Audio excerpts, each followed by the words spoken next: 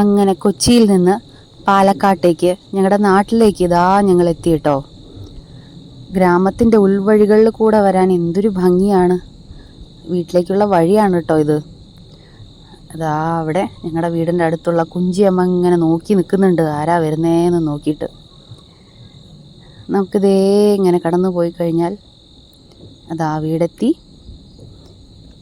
അവിടെ അമ്മയ്ക്ക് തൊട്ടടുത്തുള്ള തങ്കമ്മ വിശേഷങ്ങളൊക്കെ അന്വേഷിക്കാൻ വന്നിട്ടുണ്ട്.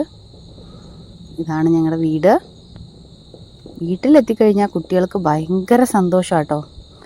ഓടിക്കളിക്കാൻ ഒരുപാട് സ്ഥലമല്ലേ, പറമ്പിലും പാടത്തും ഒക്കെ ഓടി അസ്സലായിട്ട് അവർ നന്നായിട്ട് എൻജോയ് ചെയ്യും. വൈകുന്നേരം ആയപ്പോൾ ഞങ്ങൾ കുറച്ച് കൃഷിയാവാമെന്ന് വിചാരിച്ച് പുറകിലുള്ള തെങ്ങിനുമൊക്കെ വെള്ളം ഒഴിക്കാൻ വേണ്ടി ഇറങ്ങി. വെള്ളത്തിൽ കളിക്കാൻ പിന്നെ കുട്ടികൾക്ക് പറയണ്ടല്ലോ, ഭയങ്കര ഇഷ്ടമല്ലേ. അപ്പോൾ പൊന്നുമാണ് മുന്നിൽ വെള്ളം ഒഴിക്കാനായിട്ട്. ഒരുപാട് തെങ്ങും മാവും പലതരം ചെടികളും ഒക്കെ ഉണ്ട്. ഇടയ്ക്കിടയ്ക്ക് മഴയും കിട്ടുന്നതുകൊണ്ടും നല്ല വെയിലും ഉള്ളതുകൊണ്ട് നല്ലോണം പുല്ലും എല്ലാം മുളച്ചിട്ടുണ്ട്.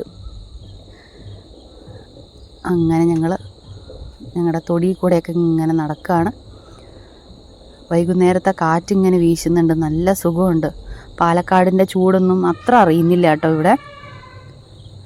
ഇത് കാണുന്നത് മുനിയപ്പൻ എന്നൊരു ദൈവത്തിൻ്റെ വിഗ്രഹമാണ്. പണ്ടുകാലം മുതൽക്കേ ഞങ്ങളുടെ ഈ പറമ്പിൽ ആ വിഗ്രഹം ഇരിക്കുന്നുണ്ട്. അതവിടെ അങ്ങനെ കിടക്കുന്നുണ്ട്, നമ്മുടെ തൊടിയിൽ തന്നെ അവിടെ കിടക്കുന്നതാണിത്. അപ്പോൾ അങ്ങനെ ഞങ്ങളുടെ വെള്ളമൊഴിക്കലൊക്കെ കഴിഞ്ഞ് വെള്ളം നനയെല്ലാം കഴിഞ്ഞ് പുറത്തേക്കൊരു ഈവനിങ് വാക്ക് പോകാമെന്ന് വിചാരിച്ചു. എന്ത് ഭംഗിയാ അറിയോ ഉൾനാടൻ ഗ്രാമങ്ങളിലൂടെ നടക്കാനായിട്ട്. ആ കാറ്റൊക്കെ കൊണ്ട് നടക്കാൻ നല്ല രസമാണ്. കൊടുമ്പ് ഗ്രാമത്തിൻ്റെ ഉൾനാടൻ കാഴ്ചകളുമായിട്ട് അടുത്ത വീഡിയോയിൽ ഞങ്ങളെ കാണാം. ഇപ്പോൾ ബൈ.